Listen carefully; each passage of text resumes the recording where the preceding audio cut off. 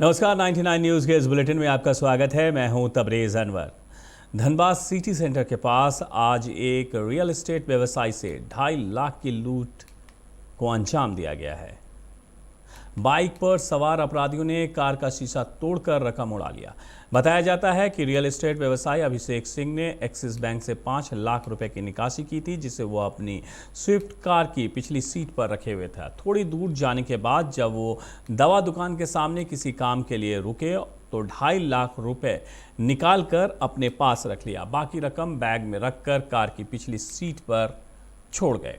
इसी दौरान अपराधियों ने कार का पिछला शीशा तोड़कर बैग उड़ा लिया। घटना के बाद उन्होंने आसपास के दुकानों में लगे सीसीटीवी फुटेज को देखा तो पूरी घटना की जानकारी मिली।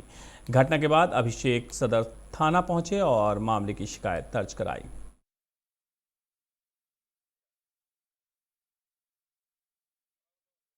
सेंटर एक्सिस बैंक आए थे पैसा निकालने। हाँ। वहाँ से हम 5 लाख रुपया निकाले चेक के द्वारा और बैग में रखकर हम हाउसिंग कॉलोनी गए वासुदेव मेडिकल के पास रुके। उसमें से 2.5 लाख रुपया हम अपने पास रखे और 2.5 लाख गाड़ी में बैग में रख दिए। 1 मिनट के बाद जब हम गाड़ी की तरफ फिर वापस आए तो देखे गाड़ी का शीशा पीछे का टूटा हुआ है और मेरा बैग गायब है। पीछे गेट का शीशा टूटा हुआ है। कितने बजे घटना होगी? 11:30। कौन सी गाड़ी थी आपकी? स्विफ्ट है। क्या लगता है?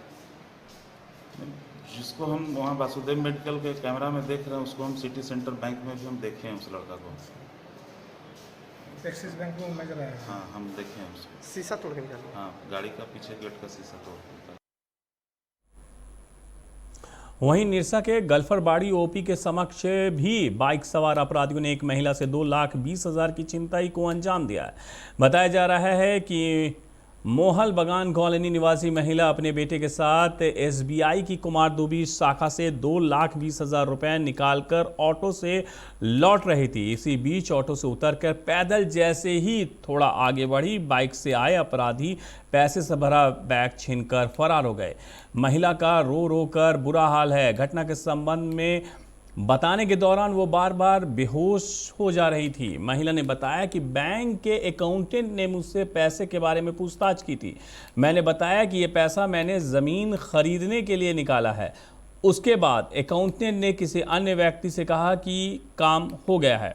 इसी दौरान लौटने के दौरान ये हादसा हुआ है। वहीं घटना की सूचना पाकर मौके पर पहुंची पुलिस मामले की जाँच में जुट गई है।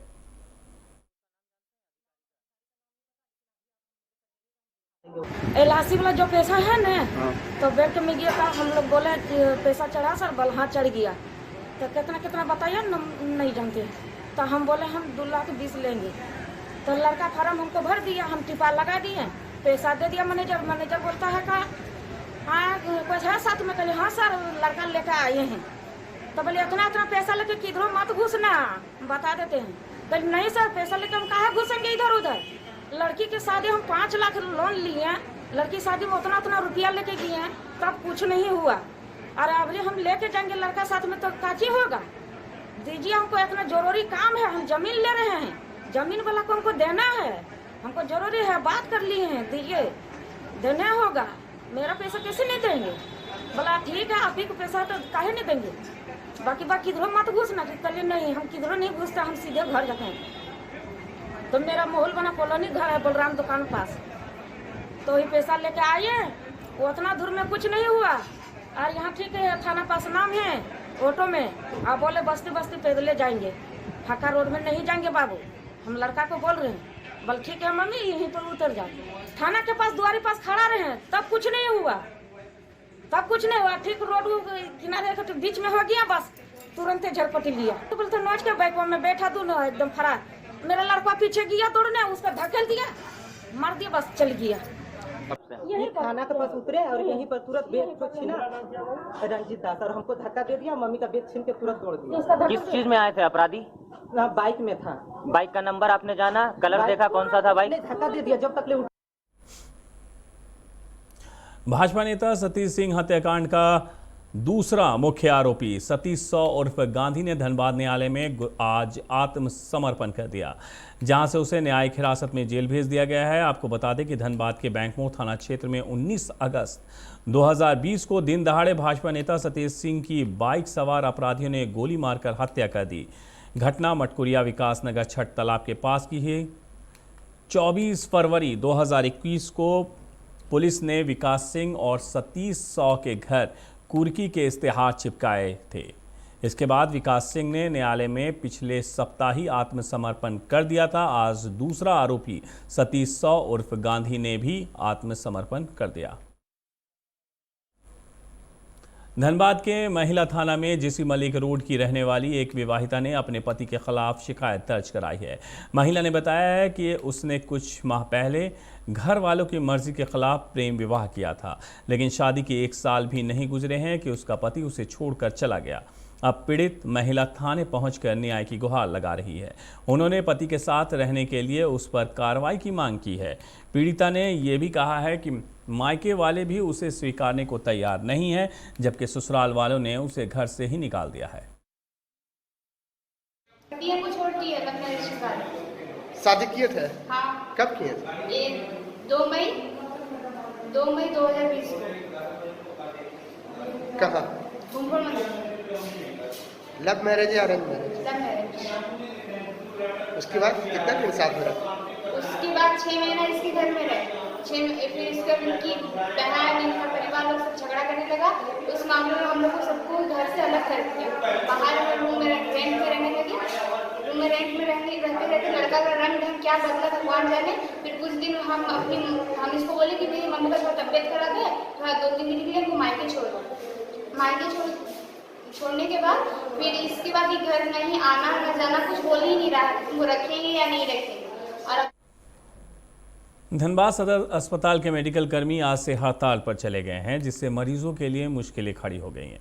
बताया जाता है कि स्वास्थ्य कर्मियों का पिछले 3 माह से वेतन भुगतान नहीं किया गया है। बकाया वेतन और कोरोना काल की प्रोत्साहन राशि की मांग को लेकर आज से सभी हड़ताल पर चले गए हैं। इस दौरान मेडिकल कर्मियों ने सदर अस्पताल में काम को पूरी तरह से बंद कर प्रदर्शन किया, जिससे सदर अस्पताल में वैक्सीनेशन सहित सारे काम पूरी तरह से ठप पड़ गए।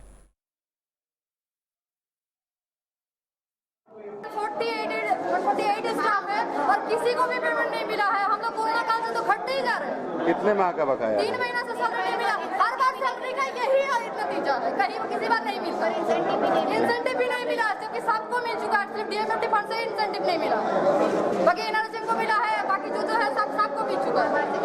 बाबा हम लोग का साल में इंक्रीमेंट भी नहीं हो रहा है। आप लोग उच्च अधिकारी को बोले तो वो क्या बोल रहे हैं? अभी बात नहीं हुआ सर, बस अभी हम लोग नोडल से बात करेंगे, उसके बाद हम लोग डीसी से बात करेंगे। यदि वेतन नहीं मिलता तो आगे क्या करेंगे? बस पहले हम लोग हड़ताल करेंगे और क्या करेंगे। स्टार्ट अभी करवा रहे हैं हम लोग, ठीक है। थोड़ा स्टाफ लोग था, हम लोग का पेमेंट में तो डिले हुआ था, इसलिए वो लोग स्ट्राइक हो रहे हैं।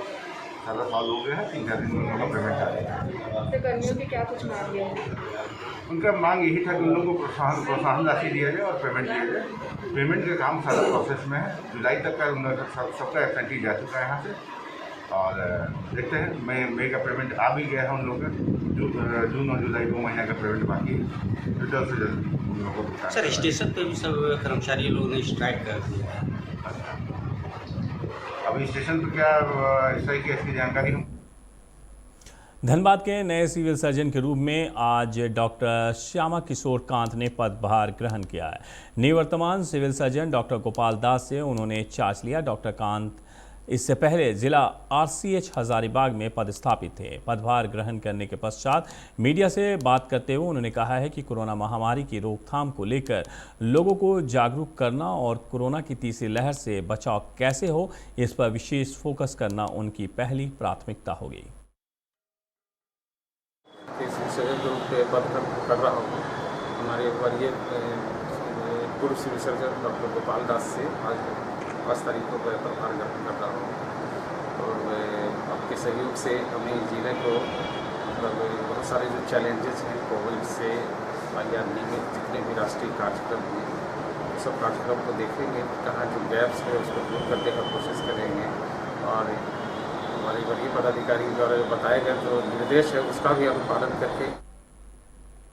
धनबाद उपायुक्त के साथ हुई वार्ता में सहमति नहीं बनने पर रणधीर वर्मा चौक के पास 12वीं में फेल हुई छात्रों ने आज फिर धरना दिया।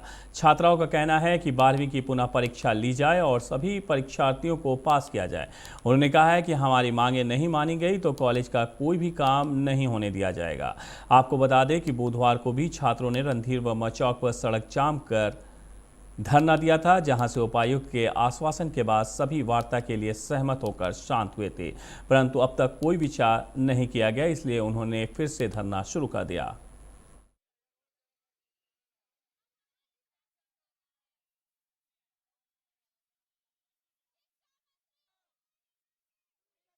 कॉलेज से हूँ।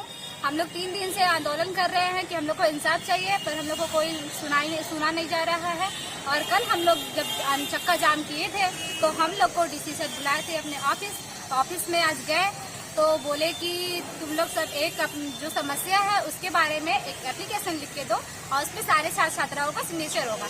वो सिग्नेचर आज भी गए भैया लोग जमा करने के लिए, तो बोलता है हम वहाँ पे डीसी कि कुछ नहीं हम लोग कर सकते, जो करना है आप लोग कर लीजिए। डीसी इसके अलावा और क्या बोले हैं?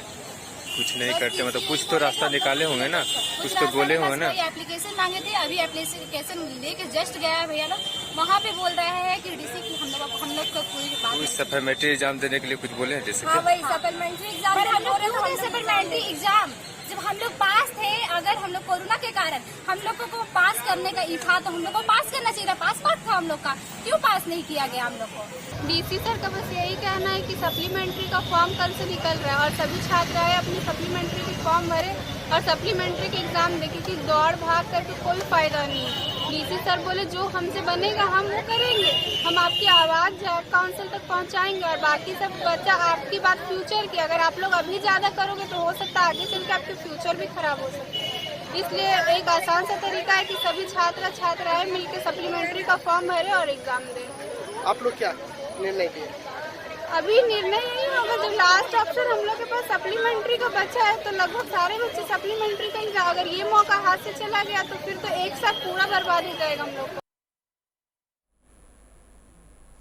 वहीं आज उपायुक्त के साथ हुई वार्ता में कोई सकारात्मक हल ना निकलने से रणधीर वर्मा चौक पर धरना दे रहे विद्यार्थियों से मिलने एसडीएम सुरेंद्र प्रसाद भी पहुंचे, जहां उन्होंने विद्यार्थियों से बात कर धरना समाप्त करवाने की कोशिश की, लेकिन मामला शांत होने के बजाय एसडीएम की विद्यार्थियों से बहस हो गई, परंतु कोई सकारात्मक परिणाम नहीं निकला। एक और जहां जिला प्रशासन उन्हें धरना से उठने के लिए कह रहे थे, वहीं विद्यार्थी किसी भी कीमत पर बगैर मांगे पूरी हुए उठने को तैयार नहीं दिखे।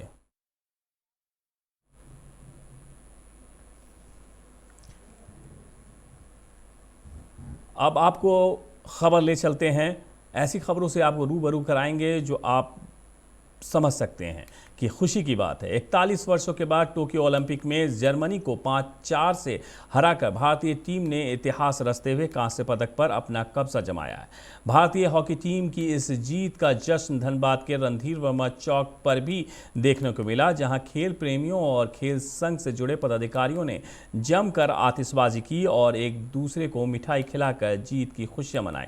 खेल संघ के पदाधिकारी जुबैर आलम ने कहा है कि हॉकी टीम ने टोक्यो में अपना दमखम दिखाते हुए जीत हासिल कर हर भारतीय का मान सम्मान बढ़ाया है।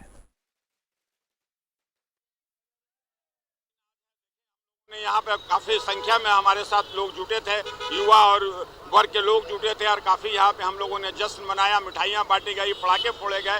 ये हम लोगों के लिए बहुत बड़ा दिन आज का है, क्योंकि 41 वर्ष से हम लोग तरस रहे थे कि ओलंपिक में हमको कोई मेडल मिले, जबकि हमारी टीम पहले इसमें बराबर फाइनल में खेलती थी और गोल्ड मेडल जीता करते थे। लेकिन इधर 41 भारतीय खेल है हमारा, और खास करके हम झारखंड के रहने वाले हैं। ये झारखंड में भी हॉकी जो है पूरे हिंदुस्तान में झारखंड के खिलाड़ी जो है नाम कमाते हैं और खेल रहे हैं, तो हम लोगों को और ज्यादा खुशी है। मैं भारत के खेल के इतिहास में स्वर्णिम दिन है और एक नए खेल की शुरुआत हुई, एक नए युग की शुरुआत हुई। आज जिस प्रकार ब्रॉन्ज मेडल जीता है टोक्यो ओलंपिक में भारतीय पुरुष हॉकी टीम ने, उससे हम उत्साहित हैं, सारे खिलाड़ी उत्साहित हैं और पूरा देश उत्साहित है।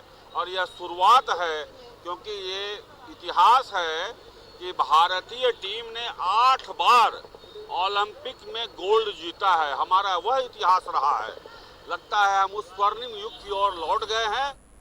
12वीं की परीक्षा में कम मार्क्स मिलने से नाराज संत मैरी डे, हॉली चाइल्ड और गुरु नानक पब्लिक स्कूल के छात्र छात्राओं ने आज गोमो के लोको बाजार में सड़क जाम कर स्कूल प्रबंधक और सीबीएसई के खिलाफ जमकर नारेबाजी की। छात्रों का कहना है कि जब प्री बोर्ड में हम लोगों का 90% से ज़्यादा मार्क्स था तो इस परीक्षा में हमारे इतने कम अंक कैसे आए हैं। हम लोगों के अच्छे कॉलेजों में नामांकन नहीं हो सकेगा। जाम की सूचना के बाद तोपचाची अंचल अधिकारी विकास कुमार त्रिवेदी, तोपचाची थाना प्रभारी सुरेश मुंडा और हरिहरपुर थाना के रघुनाथ मिंज दल बल के साथ मौके पर पहुंचे और आक्रोशित छात्र छात्राओं को समझा बुझाकर जाम को हटवाया।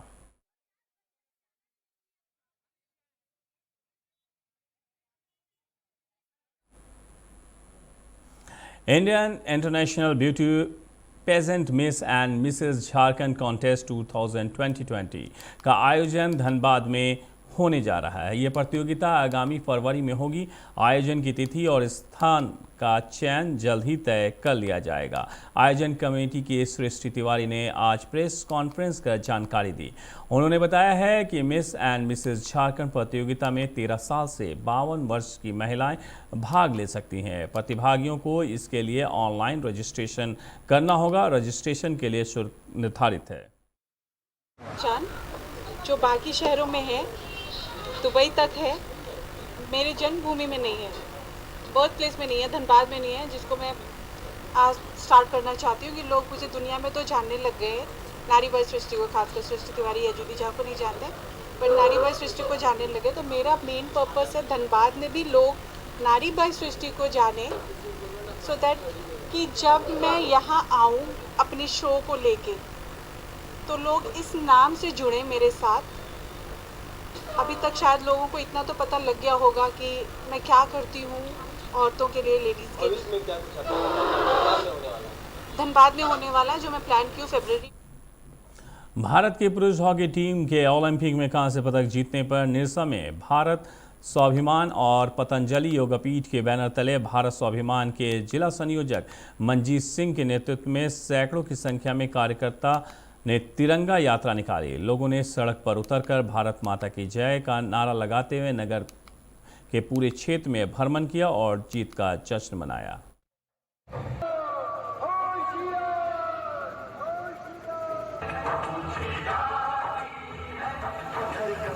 आयोजन तो हमारा देश का मान सम्मान आज पूरे विदेशों में ऊंचा हुआ है। 41 साल का मैंने समय कम नहीं होता है। 41 साल बाद हमारे देश के जांबाज खिलाड़ियों ने गोरों को फूल चटाकर आज हमारा पदक जीता है। इस पदक के लिए पूरे खिलाड़ियों का सम्मान में हमारा पूरा देश झूम रहा है, देश डांस कर रहा है, देश नाच रहा है, देश खुशी से झूला नहीं समा रहा है। और उस खिलाड़ियों के सम्मान में आज हमारे पतंजलि परिवार, भारत स्वाभिमान न्यास, सारे कार्यकर्ता मिलकर एक तिरंगा यात्रा निकाले हैं। और तिरंगा यात्रा में आप लोग देख ही रहे कितना।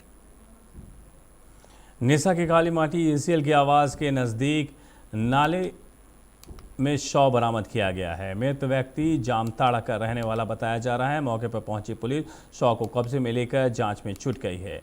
जानकारी के अनुसार मृतक व्यक्ति मिर्गी से ग्रसित था और शराब का सेवन भी करता था। गांव वाला लोग कथानुसार ये शराब का अत्यधिक सेवन करते थे एवं मिर्गी का भी बीमारी बताया जा रहा है। उसी का चलते पगडंडी रास्ता से आने के क्रम में अत्यधिक या तो शराब सेवन के कारण, नहीं तो मिर्गी बीमारी के कारण बाएं तरफ, रास्ता के बाएं तरफ गिर गया, जिसके कारण उसको कोई देख नहीं पाने के कारण पानी में घुटने से उसकी मृत्यु प्रतीत होती है। मृत्यु पश्चात इसका पोस्टमार्टम रिपोर्ट के लिए हम लोग धनबाद पीएमसीएच धनबाद सरायढेला भेजा। सरायकेला के गम्हरिया स्थित श्री राम डिवाइन एकेडमी के छात्रों ने 12वीं के रिजल्ट से नाराज होकर आज विद्यालय प्रबंधन के खिलाफ मोर्चा खोलकर जमकर बवाल काटा। छात्रों ने स्कूल कैंपस के बाहर धरने पर बैठ गए। छात्रों ने खराब रिजल्ट के लिए विद्यालय प्रबंधन को जिम्मेदार बताया है। इस दौरान उनके अभिभावक भी वहां मौजूद रहे। छात्रों ने बताया कि प्री बोर्ड में रजिस्ट्रेशन के लिए उनसे 15-15 हज़ार रुपये लिए गए। नंबर भी सभी का बेहतर आया था। इस साल CBSE ने सभी छात्रों को औसत मार्किंग दिया है। ऐसे में उनका मार्क्स कम क्यों है? एग्जाम नहीं देना है और हम लोग को मार्क्स चाहिए, अपने हिसाब से मार्क्स चाहिए, जैसा हम लोग का रहना चाहिए था। हम लोग को ये प्री बोर्ड में हम लोग का 80% से ऊपर दिया गया और अभी 50, 30, 40 ऐसा मार्क्स दिया जा रहा है, तो ये कोई अच्छा बात नहीं है। और कोई स्कूल हम लोग के हिसाब से जो हम लोग को सब्जेक्ट चाहिए उस हिसाब से हम लोग को एडमिशन भी हम लोग नहीं ले पा रहे हैं, तब उसमें हम लोग इतना थोड़ा सा परसेंट में क्या करेंगे? उसके लिए बात किए थे, उसके लिए बात किए तो हम प्रेसिडेंट थोड़ी हैं। ऐसा हम लोग रजिस्ट्रेशन का 14,000 हम लोग का लगा है। जो पेरेंट्स लोग ये पे नहीं कर पा रहे थे, उन लोग के बच्चे लोग को 1-1, 2-2 घंटे के लिए बाहर निकाल के रखा गया। आखिर क्यों? 99 न्यूज़ के इस बुलेटिन में मेरे साथ इतना ही। मुझे दीजिए इजाज़त। अपना बहुत ख्याल रखिएगा। नमस्कार।